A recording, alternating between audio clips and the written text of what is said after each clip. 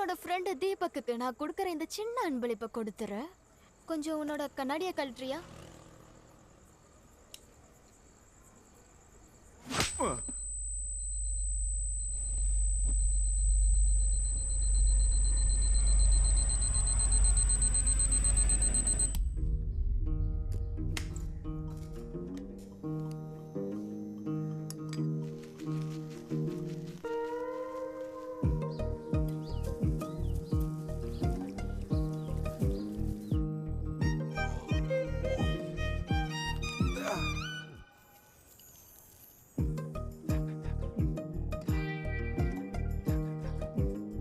பிடிவாதக்காரர் பாண்டே, தினமும் வந்துடுறீங்க.